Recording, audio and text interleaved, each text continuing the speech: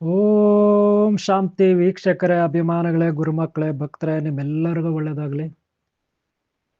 ಎಲ್ಲರಿಗೂ ಒಳ್ಳೇದಾಗಬೇಕು. ಎಲ್ಲರಿಗೂ ಒಳ್ಳೇದಾಗಬೇಕಂದ್ರೆ ಅವ್ರವ್ರ ಕೆಲಸಗಳನ್ನು ಬಹಳ ನಿಷ್ಠೆಯಿಂದ ಶ್ರದ್ಧೆಯಿಂದ ಮಾಡ್ಕೋಬೇಕು. ಜ್ಞಾನ ಬೇಕು. ಅದಕ್ಕೆ ಏನೆಲ್ಲ ಜ್ಞಾನ ಬೇಕು? ವ್ಯಾವಹಾರಿಕವಾಗಿ ನಾವು ಮಾಡ್ತಕ್ಕಂಥ ಯಾವುದೇ ಒಂದು ಕೆಲಸ ಆಗಿರಲಿ, ಆ ಕೆಲಸದಲ್ಲಿ ನಮಗೆ ತೃಪ್ತಿ ಆಗುವಂತೆ ಲಾಭದಾಯಕವಾಗಿ ನಾವು ಆ ಕೆಲಸನ ಮನಸ್ಸಿಟ್ಟು ಮಾಡಬೇಕಾಗುತ್ತೆ. ಮನಸ್ಸಿಟ್ಟು ಪ್ರೇಮದಿಂದ ಪ್ರೀತಿಯಿಂದ ಆ ಕೆಲಸವನ್ನು ನಾವು ಮಾಡಬೇಕಾಗುತ್ತೆ. ಆ ಕೆಲಸದಿಂದ ಬೇರೆಯವ್ರಿಗೆ ತೊಂದರೆ ಆಗಬಾರ್ದು, ಆದರೆ ನಮಗೆ ತುಂಬ ಲಾಭದಾಯಕವಾಗಿರ್ಬೇಕು ಆ ಕೆಲಸ. ಅದಕ್ಕೆ ಜ್ಞಾನ ಬೇಕು.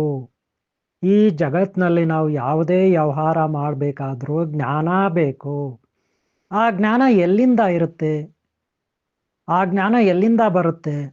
ಇದು ನೋಡಿದಾಗ ನಾವು ಜಗತ್ತಿನಲ್ಲಿ ಒಂದೊಂದು ಧರ್ಮದಲ್ಲೂ ಒಂದೊಂದು ಹೇಳ್ತಾರೆ, ಆದರೂ ಎಲ್ಲರೂ ಗುರುಗಳಿಂದಲೇ ಜ್ಞಾನ ಬರೋದು ಅಂತಾರೆ. ಮೊದಲನೇದಾಗಿ ನಮ್ಮ ಮನೆಗಳಲ್ಲಿ ತಂದೆ ತಾಯಿ ದೊಡ್ಡವರು ಅಂತ ಇರ್ತಾರೆ, ಅಥವಾ ಚಿಕ್ಕವರು ತಿಳಿದವರು ಅಂತ ಇರ್ತಾರೆ. ಅವ್ರ ಹತ್ರ ನಾವು ಜ್ಞಾನ ಪಡ್ಕೋಬೇಕು. ಇದು ಮೊದಲನೇದು. ಎರಡನೇದು, ಈ ಪ್ರಕೃತಿನಲ್ಲಿ ಪ್ರಾಣಿ ಪಕ್ಷಿ ಗಿಡ ಮರ ಬಳ್ಳಿ ಗ್ರಹ ತಾರೆ ನಕ್ಷತ್ರ ನದಿ ಸಾಗರ ಬೆಟ್ಟ ಗುಡ್ಡ ಪರ್ವತ ಎಲ್ಲವೂ ಇರುತ್ತೆ. ಅದನ್ನು ನೋಡಿ ನಾವು ಸಾಕಷ್ಟು ಕಲಿಯೋದಿರುತ್ತೆ, ಅದನ್ನು ಕಲಿಬೇಕು.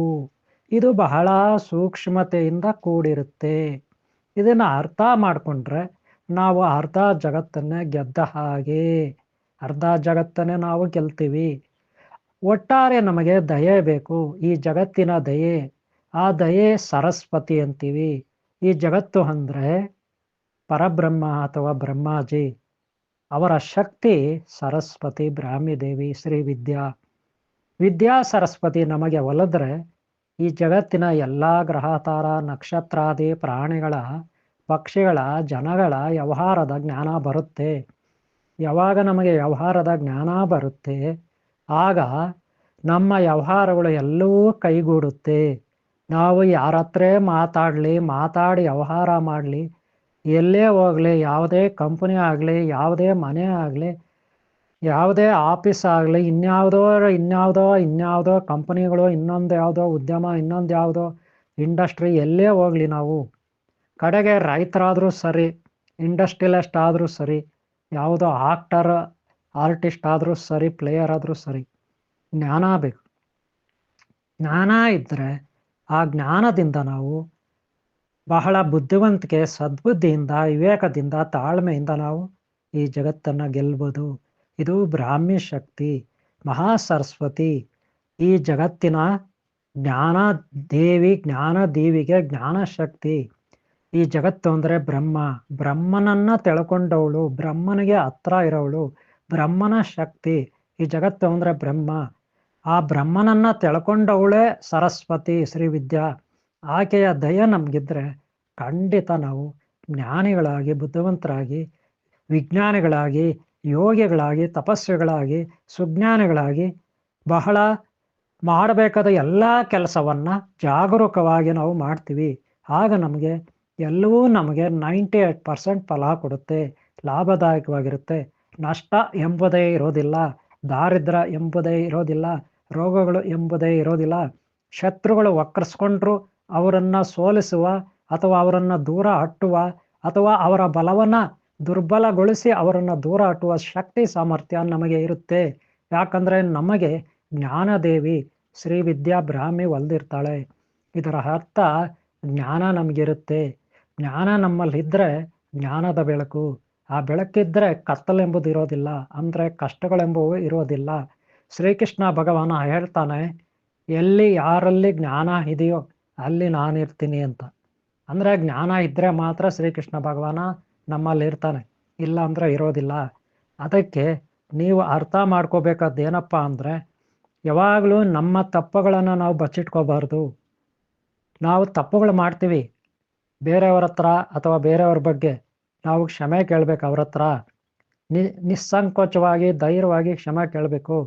ಪ್ರತಿದಿನ ರಾತ್ರಿ ನಾವು ಮಲಗೋವಾಗ 10-15 ನಿಮಿಷ, ಅರ್ಧ ಗಂಟೆ ಬೆಳಗ್ಗೆಯಿಂದ, ಇವತ್ತು ಬೆಳಗ್ಗೆಯಿಂದ ಏನೆಲ್ಲ ಮಾಡಿದ್ವಿ, ಏನೆಲ್ಲ ತಪ್ಪುಗಳು ಮಾಡಿದ್ವಿ, ಯಾರ್ಯಾರ ಮೇಲೆ ರೇಗಾಡಿದ್ವಿ, ಎಲ್ಲೆಲ್ಲಿ ಕೆಟ್ಟದಾಗ ವರ್ತಿಸಿದ್ವಿ, ಕಾಮ ಕ್ರೋಧ ಮದ ಮಾತ್ಸರ್ಯದಲ್ಲಿ ಎಲ್ಲೆಲ್ಲ ತಪ್ಪುಗಳು ಮಾಡಿದ್ವಿ, ಅದನ್ನು ಲೆಕ್ಕಾಚಾರ ಮಾಡಿ ಕೂಡಿ ಕಳೆದು ಅಳೆದು ತೂಗಿ ಒಂದು ಲೆಕ್ಕಾಚಾರಕ್ಕೆ ಬರಬೇಕು.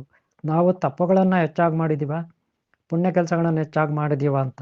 ತಪ್ಪುಗಳನ್ನು ಮಾಡಿದ್ರೆ ಅದನ್ನು ತಿದ್ದುಕೊಳ್ತಾ ಹೋಗಬೇಕು.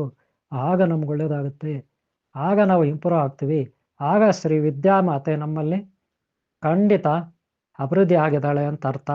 ಆಕೆ ಏನಾದರೂ ನಮ್ಮಲ್ಲಿ ಅಭಿವೃದ್ಧಿ ಆಗಿಬಿಟ್ರೆ ನಾವೆಲ್ಲ ಕಡೆ ವ್ಯವಹಾರದಲ್ಲಿ ಪಕ್ಕಾ ಇರ್ತೀವಿ. ಆಗ ನಮಗೆ ಅಷ್ಟೈಶ್ವರ್ಯ ಮತ್ತು ಕ್ರಿಯಾಶಕ್ತಿ, ಶ್ರೀ ವಿಷ್ಣು ಶಕ್ತಿ, ವ್ಯಾವಹಾರಿಕ ಶಕ್ತಿ, ಅಷ್ಟೈಶ್ವರ್ಯ ಮಾತೆ ಮಹಾಲಕ್ಷ್ಮಿ ಒಲಿತಾಳೆ.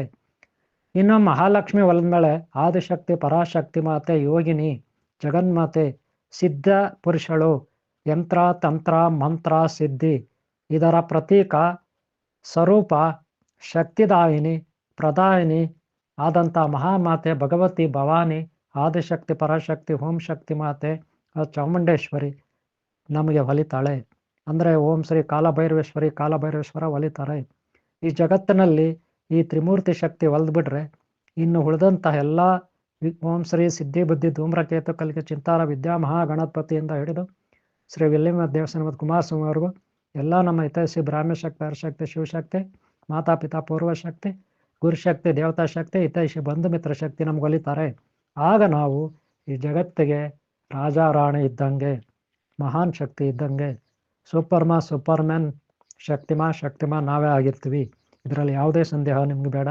ಇದೇ ಸೃಷ್ಟಿನಲ್ಲಿ ಸೃಷ್ಟಿಶಕ್ತಿ ಬ್ರಹ್ಮ ಶಕ್ತಿ, ಸ್ಥಿತಿ ಕ್ರಿಯಾಶಕ್ತಿ ಶ್ರೀ ವಿಷ್ಣು ಶಕ್ತಿ, ಶ್ರೀ ಮಹಾಲಕ್ಷ್ಮಿ ಶಕ್ತಿ, ಹಾಗೆ ಲಯಕಾರಕ ಶಕ್ತಿ ಅಥವಾ ಮುಕ್ತಿದಾಯಕ ಶಕ್ತಿ ಶ್ರೀ ಶಿವಶಕ್ತಿ. ಈ ಮೂರೂ ಶಕ್ತಿಗಳು ನಮ್ಗೆ ಒಲ್ದ್ಬಿಟ್ರೆ ಇದಕ್ಕಿಂತ ದೊಡ್ಡದು ಜಗತ್ತಿನಲ್ಲಿ ಬೇರೊಂದು ಸಾಧನೆ ಇರೋದಿಲ್ಲ. ಆದ್ದರಿಂದ ನೀವು ಈ ಶಕ್ತಿಗಳನ್ನು ಅರ್ಥ ಮಾಡ್ಕೋಬೇಕು. ಈ ಮೂರು ಶಕ್ತಿಗಳ ಸಹಾಯ ನಮಗಿದ್ರೆ ಖಂಡಿತ ನಾವು ಒಳ್ಳೆ ಸೂಪರ್ಮ್ಯಾನ್, ಶಕ್ತಿಮಾನ್ ಆಗ್ತೀವಿ. ಇದರಲ್ಲಿ ಯಾವುದೇ ಸಂದೇಹ ಇಲ್ಲ ಅಂತ ಹೇಳ್ತಾ ಈ ಒಂದು ಕಾರ್ಯಕ್ರಮದಲ್ಲಿ ಮುಗಿಸ್ತಾ ಇದ್ದೀನಿ. ಇದು ನಿಮ್ಗೆ ಅರ್ಥ ಆಗಿದೆ ಅನ್ಕೊತೀನಿ. ಪ್ರಯತ್ನ ಪಡಿ, ಉದ್ಧಾರ ಆಗಿ, ನೀವು ಉದ್ಧಾರ ಆಗಿ ಬೇರೆಯವ್ರನ್ನೂ ಉದ್ಧಾರ ಮಾಡಿ, ಜಗತ್ತುಗಳ ಕಲ್ಯಾಣ ಮಾಡಿ ಅಂತ ಹೇಳ್ತಾ ನಿಮಗೆ ನನ್ನ ಆಶೀರ್ವಾದ. ಎಲ್ಲರಿಗೂ ಒಳ್ಳೆಯದಾಗಲಿ. ಈ ವಿಡಿಯೋ ಇಷ್ಟ ಆದರೆ ಒಂದು ಲೈಕ್ ಮಾಡಿ, ಹಾಗೆ ಮುಂದಿನ ವಿಡಿಯೋಗಳು ನೋಡಿ, ಹಾಗೆ ಹಿಂದಿನ ಭಾಗಗಳು ನೋಡಿ. ಅಮರತ್ವಕ್ಕಾಗಿ ಸದಾ ಪ್ರಯತ್ನ ಪಡಿ.